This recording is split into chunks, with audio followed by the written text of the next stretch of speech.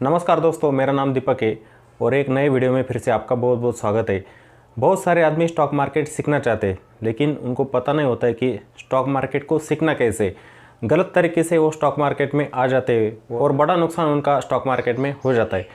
तो stock market में पैसा कैसे बनाया जाता है, कौन से स्टेप्स होते हैं उनको हमें फॉलो करना है, कौन सी चीज़ें हमने शुरुआत में करनी चाहिए, उन सब के बारे में मैं जानकारी देने की आपको कोशिश करूँगा। बहुत सारे आदमी स्टॉक मार्केट में जो आते हैं ना, पैसा बनाने के लिए आते हैं, उनको पता नहीं होता है कि कौन से स्टेप्स को हमने फॉलो करना है। खास करके जो बिगिनर होते हैं, मान लो 2-4 आदमी है, आज ही वो स्टॉक मार्केट में एंटर हो गए, उनको भी बताया जाता है, उनके दोस्त जो होते हैं उनको बताते हैं कि स्टॉक मार्केट बहुत अच्छा साधन होता है, वहाँ पे बहुत बड़ा पैसा बनता है। लेकिन कहाँ बनता है वो नहीं बताते, वो सीधा बताएंगे कि ऑप्शन ट्रेडिंग में जाओ आप, वहाँ पे बड़ा पैसा बनेगा। वो भी आ जाते हैं, एक डीमैट अकाउंट खोल लेंगे, तुरंत ही ऑप्शन ट्रेडिंग में शुरुआत कर देंगे, 2-4 दिन पैसा भी उनका बनता है, लेकिन बड़े लॉसेस उनके हो जाते हैं बाद में फिर, ठीक है, वो सस्टेन नहीं हो पाते स्टॉक मार्केट में। तो स्टॉक मार्केट में शुरुआती दौर में हमने क्या करना चाहिए, इन्वेस्टमेंट करनी चाहिए। अगर आप एक बिगिनर है, आपको स्टॉक मार्केट तो सीखना ही पड़ेगा। बिना सीखे आप स्टॉक मार्केट में काम करने जाएंगे तो आपको लॉस तो होगा ही होगा।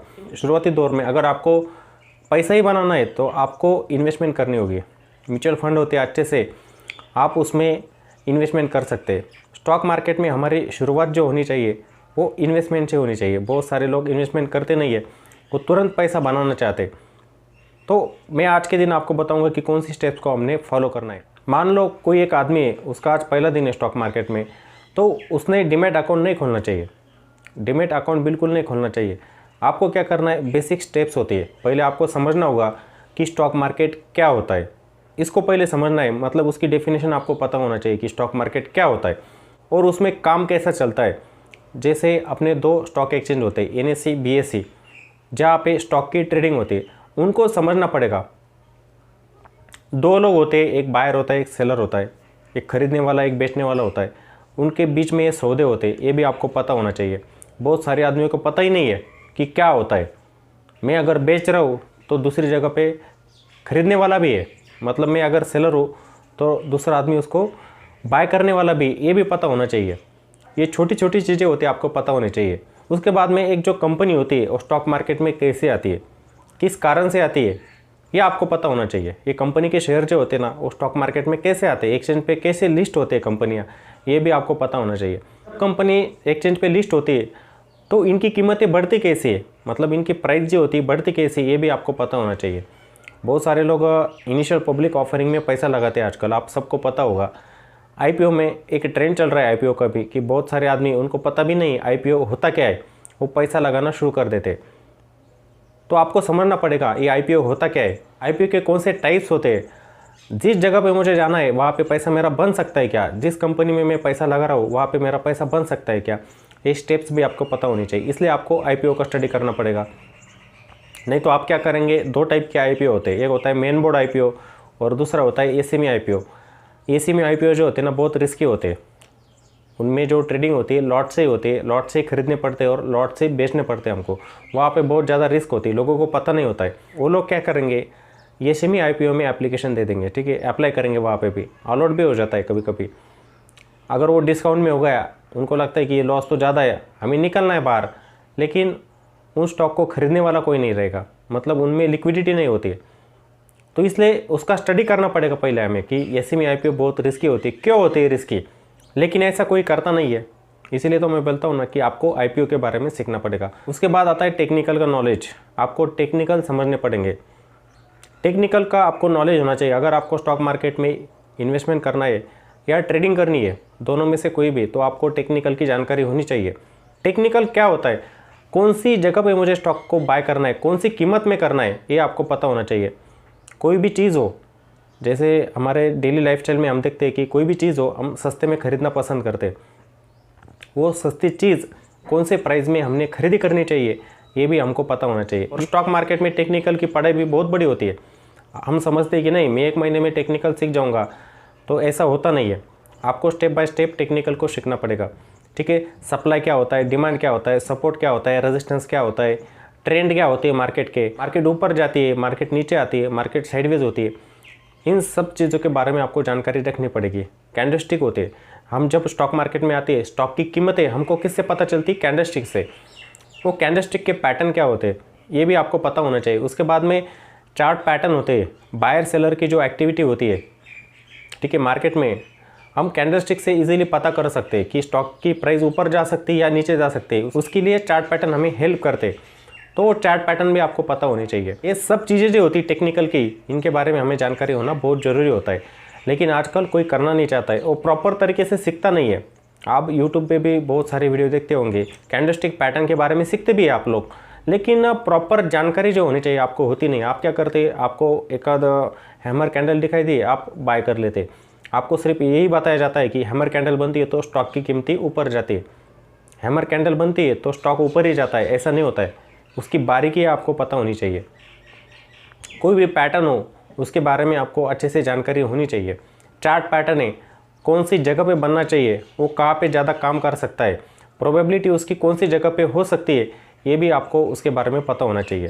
अगर आप लोगों ने इन सब चीज़ों के बारे में सीख लिया, टेक्निकल की अच्छी नॉलेज ले ली, अब ये देखिए इसमें क्या होता है ना, ऑब्जर्वेशन बहुत ज़रूरी होता है। अगर आपको ये टेक्निकल पता भी है तो आपको चार्ट रीडिंग करनी आनी चाहिए अच्छे से। अगर आप चार्ट को रीड करते हैं तो उसमें आपको पता चल जाता है कि कौन सी जगह पे मुझे स्टॉक को बाय करना है, कौन सी जगह पे मुझे स्टॉक को सेल करना है। बहुत सारे आदमियों को क्या लगता है कि नहीं, 1 महीने में मैं टेक्निकल सीख जाऊंगा और अगले महीने से मैं ट्रेडिंग करना शुरू कर दूंगा, तो ऐसे होता नहीं है।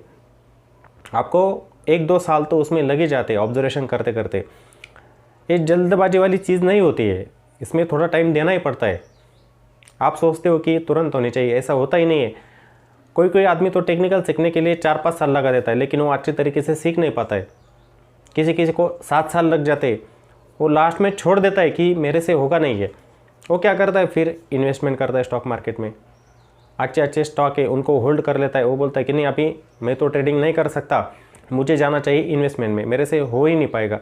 होता सबसे, लेकिन करना कोई नहीं चाहता है। टाइम देना पड़ेगा आपको, मार्केट के ऑब्जर्वेशन होते हैं, डेली चार्ट होते हैं, उनको रीड करना पड़ेगा, तभी आपको वो टेक्निकल समझ में आ जाएंगे कि एक बायर क्या कर रहा है, सेलर क्या कर रहा है। अगर इस तरीके से आप स्टॉक मार्केट में जाते तो देखिए 1-2 साल दीजिए स्टॉक मार्केट को, आपको स्टॉक मार्केट अच्छी तरह से समझ में आ जाएगा। रिस्क कहाँ पे ज़्यादा होती है, रिस्क कहाँ पे कम होती है, प्रॉफिट बनने की प्रोबेबिलिटी कौन सी जगह पे ज़्यादा होती है, ये आपको पता चल जाएगा। उसके बाद में फंडामेंटल होते, अगर कोई स्टॉक में आपको निवेश करना है तो वो स्टॉक कैसा होना चाहिए, उसके फंडामेंटल कैसे होने चाहिए, वो फंडामेंटल आपको पता होने चाहिए।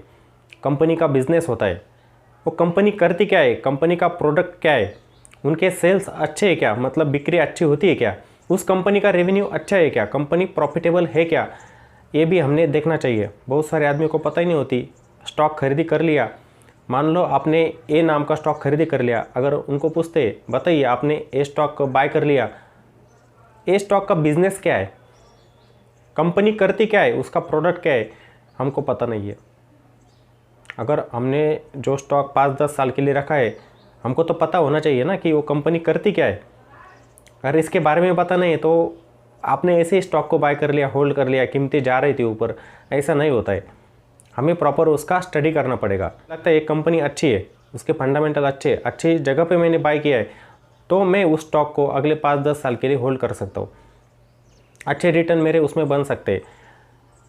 ऐसी कंपनी मैंने बाय कर ली जो प्रॉफिटेबल ही नहीं है, हमेशा लॉस ही होता है उस कंपनी को, उस कंपनी की रेवेन्यू अच्छे नहीं है, तो कंपनी को बाय करके फ़ायदा भी नहीं, उसको होल्ड करके फ़ायदा भी नहीं होता है। कंपनी का बिज़नेस हमको पता होना चाहिए। इसलिए तो मैं बताता हूँ ना कि आप अगर इन सब चीज़ों के बारे में सीखते तो आगे वाले दिनों में आप स्टॉक मार्केट में सक्सेस हो सकते। लेकिन ये करना नहीं चाहता है कोई। सोशल मीडिया ऐसा बन गया है, कोई भी आओ उसमें ऑप्शन ट्रेडिंग ही चलता है। कोई भी आपको बताता है ना, वो सिर्फ ऑप्शन ट्रेडिंग के ऊपर ही बताता है कि नहीं आओ इधर, सबसे ज़्यादा पैसा इधर ही है। लेकिन आपको ये पता नहीं होगा कि सबसे ज़्यादा लॉसेस हमारे ऑप्शन ट्रेडिंग में ही होते। वहाँ पे प्रॉफिट बनने की प्रोबेबिलिटी कम होती है, सबसे ज़्यादा कम, उधर होता ही नहीं प्रॉफिट। ऑप्शन ट्रेडिंग में हमारा प्रॉफिट जो होता है ना, इक्विटी में होता है, म्यूचुअल फंड में होता है, ETF में होता है। अगर मान लो आपने एक स्टॉक खरीदी कर लिया, आपको बिजनेस पता था, कुछ दिन के लिए कंपनी नीचे आ गई, 1 महीना आपने स्टॉक को बाय कर लिया था, होल्ड किया था, निगेटिव रिटर्न थे, लेकिन 2 महीने बाद कंपनी आपको प्रॉफिट देगी ही देगी, कंपनी अच्छी होगी तो। लेकिन ऑप्शन में ऐसा होता है कि नहीं, ऑप्शन कॉन्ट्रैक्ट जो होते हैं उनकी एक एक्सपायरी होती है, एक्सपायरी के दिन ऑप्शन को जीरो होना पड़ता है, हमको तो लॉस होना ही होना है। इन सब चीज़ों के बारे में लोगों को पता ही नहीं है। तो आपको क्या करना है, ये जो तरीके मैंने बताए आप स्टॉक मार्केट में आए, इन्वेस्टमेंट करना शुरू कर दिया, टेक्निकल के बारे में सीख लिया, उसके बाद में स्टॉक के फंडामेंटल होते उनके बारे में सीख लिया, तो आप अच्छी तरह से स्टॉक मार्केट में काम कर सकते हैं। ठीक है, पढ़ाई करनी है, आप पढ़ाई को रोकते, स्टॉक मार्केट की पढ़ाई ऐसी होती है, वो ख़त्म नहीं होती कभी, हमने लेना चाहिए वो। बहुत सारे आदमी सीखना ही नहीं चाहते, वो क्या सोचते हैं कि मैं आज स्टॉक मार्केट में आ गया तो मेरा तुरंत पैसा बनना चाहिए, मेरे एक दिन में 50% रिटर्न बनने चाहिए, एक दिन में मेरा पैसा डबल होना चाहिए, तो वो स्टॉक मार्केट में होता नहीं है। इन सब चीज़ों के बारे में आप अगर सीखते हैं तो आप एक सफल ट्रेडर भी बन सकते हैं और इन्वेस्टर भी बन सकते हैं। आप इन्वेस्टिंग अच्छे से कर सकते हैं, ट्रेडिंग भी अच्छे से कर सकते हैं, लेकिन इन सब चीज़ों के लिए आपको टाइम देना पड़ेगा। 2-4 साल आपको स्टॉक मार्केट में देने पड़ेंगे। देखिए, आज अगर आपको स्टॉक मार्केट के बारे में कुछ पता नहीं है, 4 साल दीजिए, आपको पता चल जाएगा। पिछले 4 साल थे मुझे कुछ पता नहीं था, लेकिन आज अच्छे से काम कर पा रहा हूँ मैं, अच्छा पैसा बना रहा हूँ मैं, अच्छी इन्वेस्टिंग में कर रहा हूँ, ये आपको पता चलेगा अगले 4 साल में। तो मुझे लगता है कि ये सब बातें आपको पसंद आई होगी। अगर ये बातें आपको पसंद आती है तो अच्छे से कमेंट भी करना है अपने वीडियो में। ठीक है, वीडियो को लाइक कीजिए, ज़्यादा से ज़्यादा कमेंट तो करना ही करना है। मैं तो हर बार बताता रहता हूँ कि वीडियो को कमेंट कीजिए और वीडियो को शेयर करना है। आने वाले दिनों में अच्छा अच्छा कंटेंट हमारे चैनल पे आता रहेगा। मैं टेक्निकल के बारे में भी आपको बताऊँगा, उसके बाद IPO होते हैं, IPO की प्रोसेस कैसे होती है उसके बारे में बताऊँगा, उसके बाद में स्टॉक के फंडामेंटल जो होते हैं वो कैसे पहचानने चाहिए उसके बारे में बताऊंगा। बहुत सारे वीडियो बनेंगे। अभी तो हमारा चैनल स्टार्ट हुआ है, मेरा एक मराठी चैनल है। एक्चुअली मैं मराठी में काम करता हूँ, इसलिए लैंग्वेज में थोड़ी सी प्रॉब्लम आ जाती है, लेकिन कोई बात नहीं है। समझने वाला आदमी चाहिए, वाला जो आदमी होता है ना, उसको लैंग्वेज समझ में आनी चाहिए, बस, बाकी कुछ नहीं है। उसकी ट्यूनिंग कैसी है, वो रब बोलता है, एकदम शॉर्ट बोलता है, उससे कोई फ़र्क नहीं पड़ता है। ठीक है, मैं जो चीज़ें आपको बताना चाहता हूँ वो आपको पता चलनी चाहिए, बस। लैंग्वेज कोई भी हो, मराठी हो या हिंदी हो। ठीक है, तो फिर मिलेंगे एक नए वीडियो में। जय हिंद।